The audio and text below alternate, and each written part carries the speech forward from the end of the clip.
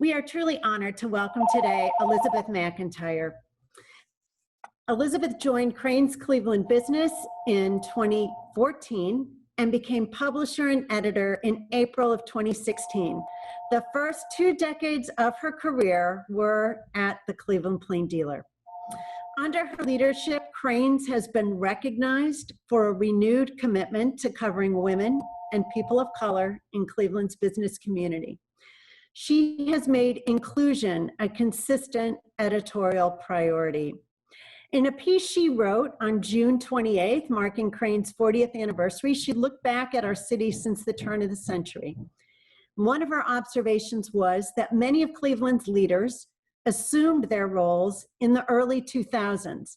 She noted that the region is on the cusp of a leadership sea change, and I would say one that is already underway. Crain, through their awards and through their columns, identifies and lifts up many leaders in our community. Next Wednesday, July 22nd, Crain's will recognize this year's Women of Note.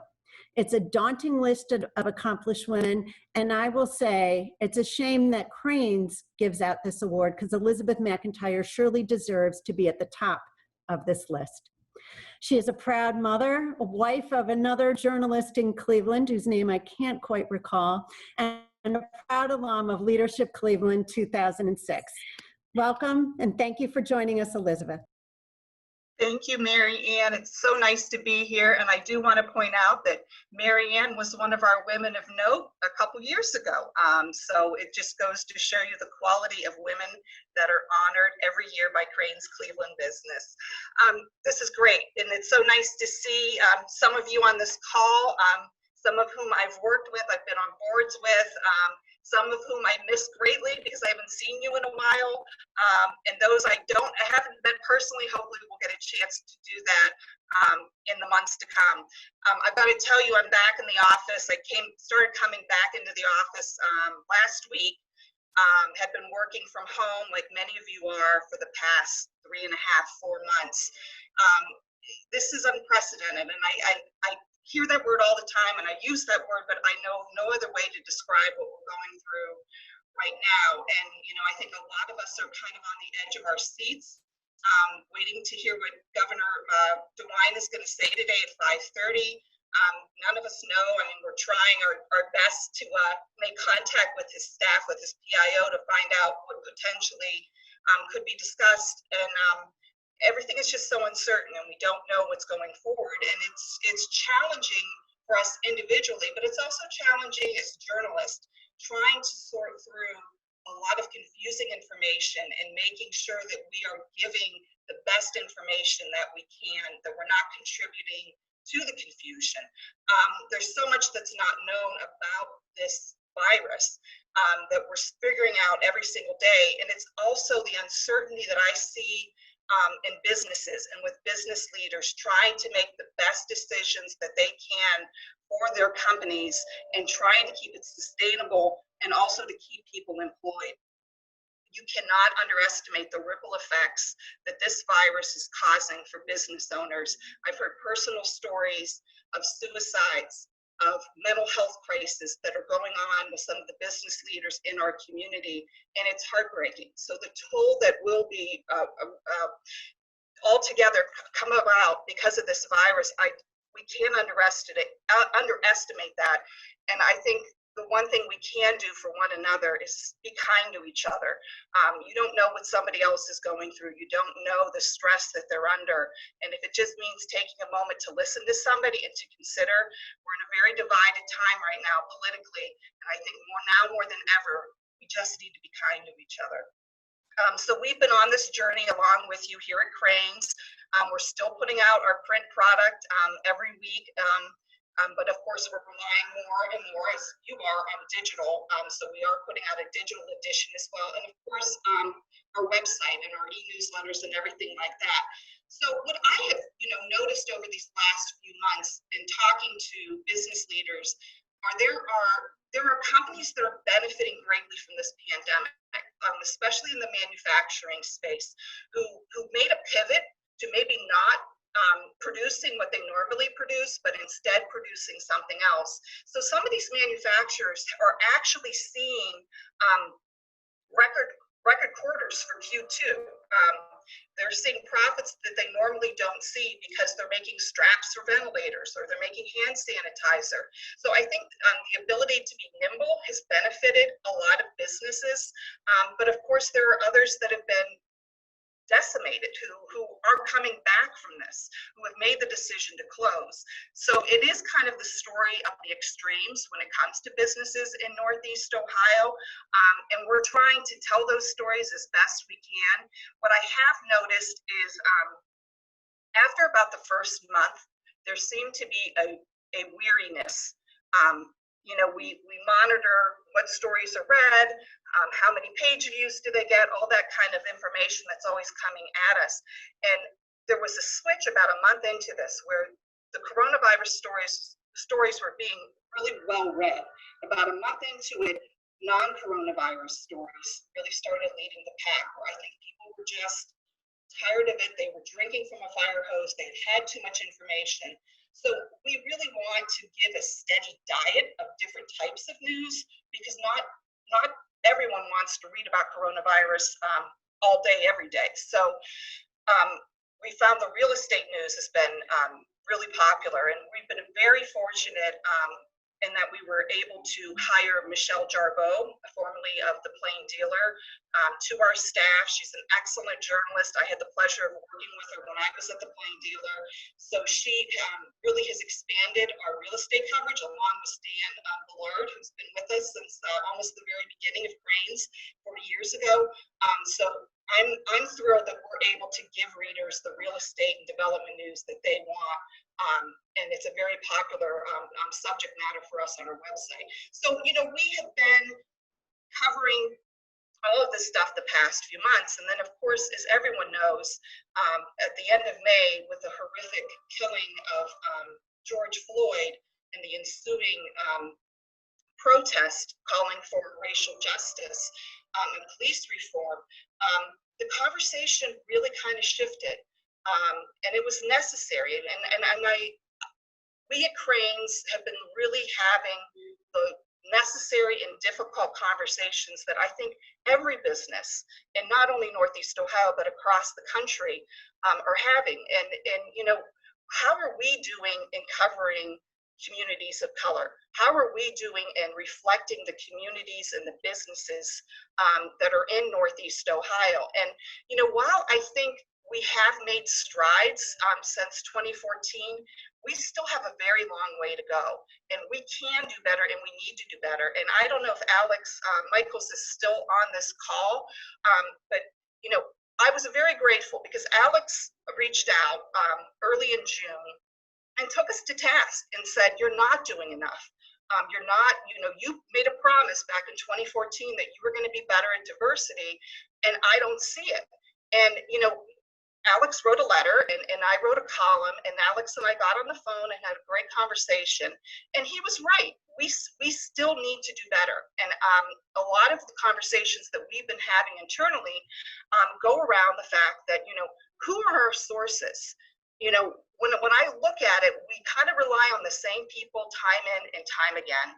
And you have to challenge yourself. You have to challenge yourself to get out of your comfort zone, and especially as a journalist, to talk to people you don't normally talk to and listen to what they have to say. And what are the businesses that we're actually covering? I'm not going to lie to you. Probably one of the least diverse places you're going to find is a newsroom in the United States of America. I've worked as a journalist for more than 30 years, and we do not reflect the makeup of our communities. I don't know of any newsroom that does. And it's something that as a profession, we have long struggled with. So I think that because of that, you have to get into the community. You have to talk to people who may not look like you or think like you or any of those things. So we've really been challenging ourselves. And one of the things that I was very fortunate in 2014 that we were able to form a Crain's Business Diversity Council. So let me explain kind of how that came about. So In early 2014, we did predictions. So we talked to 32 community leaders about what they saw coming in 2014 when it came to business and the economy and all that stuff. And we featured 32 business leaders, of whom 29 white men. One was a Hispanic man, and there were 2 white women. Now, that's not our community in any way, shape, or form. And we were rightfully called for it, and we should have been. Daryl McNair, who is the CEO of MVP Plastics, reached out and said, hey, I want to help. And through conversations, we made the decision to form the Crain's Business Diversity Council. And we've been meeting on a regular basis since 2014. They've been a valuable resource and guide for us. But like I said, yeah, we've made improvements, but we still have a very long way to go. And one of the ways I really think that we can help improve is by getting diverse voices and opinions into our pages. So I wrote a column about this after Alex kindly wrote that letter. And I wrote a column and I asked for, people to submit opinion pieces. And I've been overwhelmed by the number of people of color who have submitted opinion pieces in the last month. And it's something I want to keep and hope that people will continue to do, because it's very important. But we still have to get back to building better sources in our communities. And that's on us. I can't rely on somebody else to do that. That's something we have to make a commitment to. We've also been talking about the language we use. So we follow AP style like most newsrooms do, and we've used African American as a descriptor. We've changed now to Black with a capital B to reflect kind of the transnational aspect of Black people. Not all Black people come from Africa. And in the same way that we say Asian with a capital A and we say Italian with a capital I, we are now saying Black with a capital B, to recognize the fact that most people of color don't know where they originally came from. They were forced into this country, and that way we can honor their diversity and their race in a way that is more formal by capitalizing the B in Black. And AP Style, shortly after we made that decision, also changed their policy too. Again, though, if somebody prefers to be called African American, we will honor how they prefer to be called and recognize it as such. So, I mean, we're continuing to have a lot of conversations. We have a daily newsroom Zoom call that we're all on, and diversity and inclusion is a regular topic that we are addressing in these calls. And it's something that I firmly believe that diversity isn't a thing that just happens. You have to put it front of mind. And whenever you stop doing that, it falls by the wayside. So it has to be kind of a core principle in order for it to happen. But like I said, are we there yet? Absolutely not. And we're going to continue to strive to do better and being a more diverse publication and a better reflection of the community that we cover. So I think it's probably getting close to 12:15. I feel like I've been talking everybody's ear off. What is 12:15? So Rachel, if we can open it up for questions, that would be great. Absolutely. Elizabeth, thank you so much. As you talk about the work that Crain's is doing to better reflect the community, thinking of the Diversity Council specifically, how has that been incorporated into other aspects of the organization, or is it kind of its own separate group? And how does that all kind of influence the way that the publication reports on stories? Sure. So it's kind of a separate group, but we bring people in from Crain's to meet periodically with the group. I'll give you an example. So we do these programs, Women of Note and 40 Under 40 and 20 in their 20s and all these other kind of recognition programs. And before, we would just rely on the nomination pool. So people make their nominations. Let's say it's 250 people are nominated for 20 in their 20s. And before, we used to just go through the nominations and make our choices. Well, if your pool isn't diverse, this is the happenstance of who decided to be nominated. Your class isn't going to be diverse. So where the diversity council has really helped us with is to create relationships in communities to get people to nominate for those programs, so that we have our pool is wider and deeper than it ever was before. Another example is, so we do a weekly feature section. You know, it might be on small business, it might be on middle market companies, it might be on cybersecurity.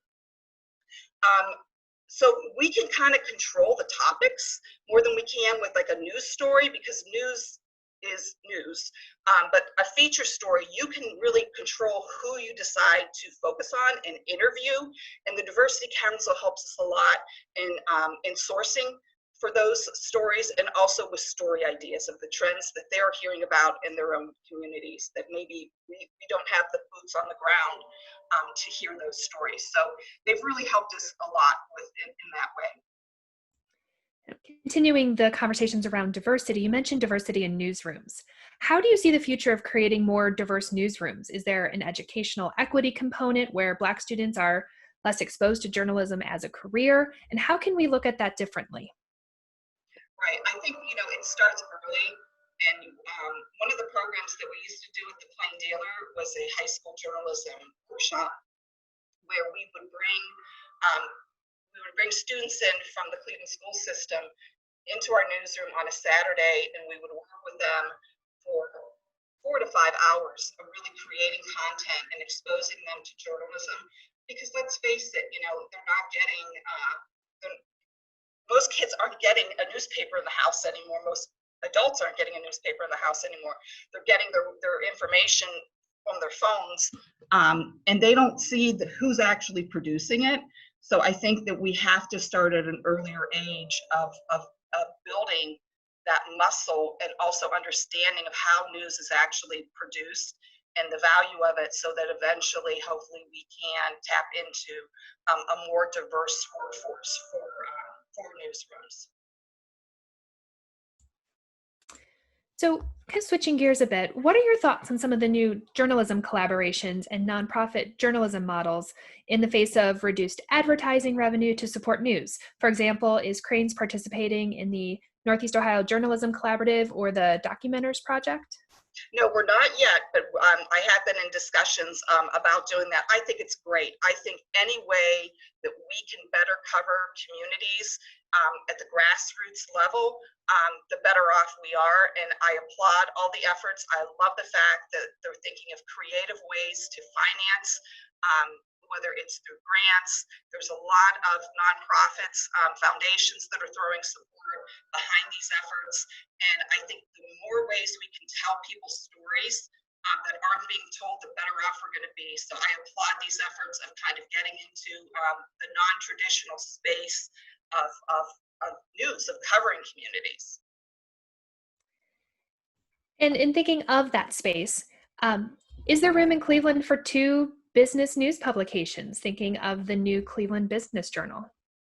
You know what, I don't look at them really as a competitor per se, but again, I say the more we can cover an area, the better off it is. And I applaud their effort, and I wish them the best of luck. So from what you're hearing, how would you gauge the business community's feelings about whether and when and how downtown will be able to recover from the absence of so many workers? Right, it's a real concern. It's something I'm very concerned about. This is not going away overnight, and there's a real fear out there among people of wanting to return to work, and the ripple effects of what that is going to do to the businesses downtown frightens me. If we're still in this space a year from now, 18 months from now, companies, businesses, restaurants that work on tight margins are not going to be able to survive that and sustain that for that length of a time. And we're going to have to look at how we're going to address that. There's a lot of discussions going on around this community right now of how we can tackle that.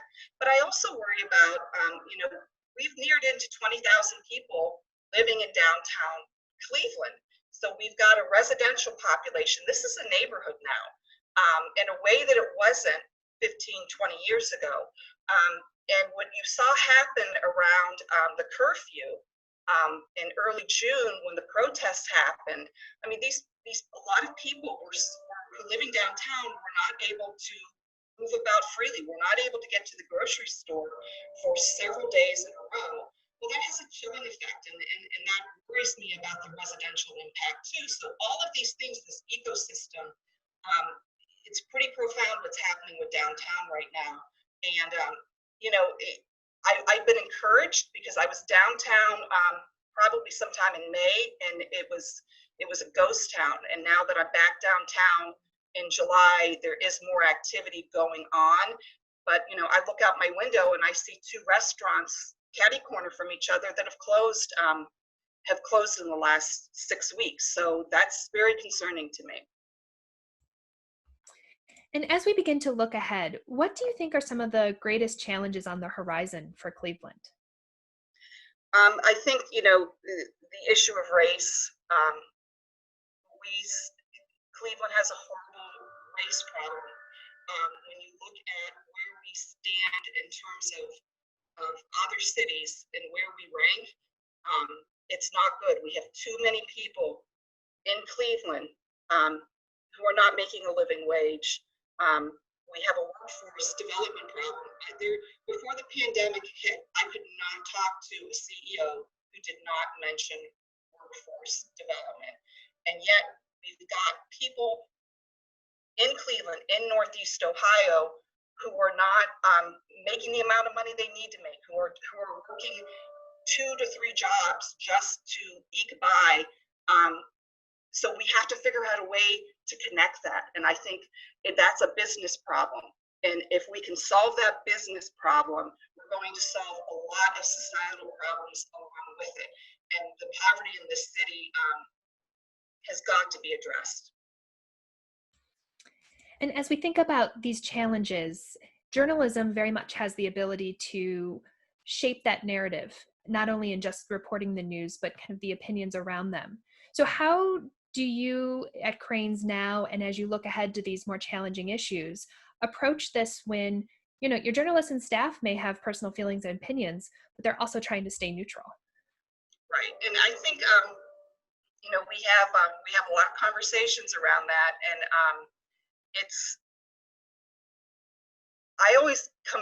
it always comes down to this, to me, the idea of objective and fair. I think it's disingenuous and naive to think that any person can be objective. We walk into any situation with our own biases and opinions. So I never say we're objective. I want our reporters and journalists to be fair. And there's a difference between being fair and being objective. I just don't think it's possible for a human being to be objective, because you're human, and you walk into any situation with your own inherent biases, and not to acknowledge that is, like I said, naive, I think. And as we look to our final question here, as we look ahead, how do you see the role of Crain's in the media of Cleveland as we continue to tackle these challenging issues? Definitely. So, we've been at this for 40 years now. We're celebrating our 40th anniversary, and we've gone from kind of a publication that was focused very much on transactions and earnings reports and stock prices and all of that. And we've dropped that. And I think that we are looking for more depth. We're looking for more unique stories in a way that we did, but not to the level we did. I look forward to be able to continue doing that. And I'm very proud of the work that we've been doing. And I really look to improve even more. Great. Well, Elizabeth, we thank you so much for your time and your insights and all the work that you and your team do to elevate businesses and the stories of our community. And we look forward to what's to come. Thank you. And thanks for all the work that you guys do. With that, I'm going to turn it back to Mary Ann. Thanks so much, Rachel. Elizabeth, thank you. Thank you for your leadership at Crain's. Thank you for your vision going forward. And I know everyone on this call supports you in that work, and we'll do anything we can to help you to make Crain's a stronger publication, because it makes Cleveland a stronger community. So thank you.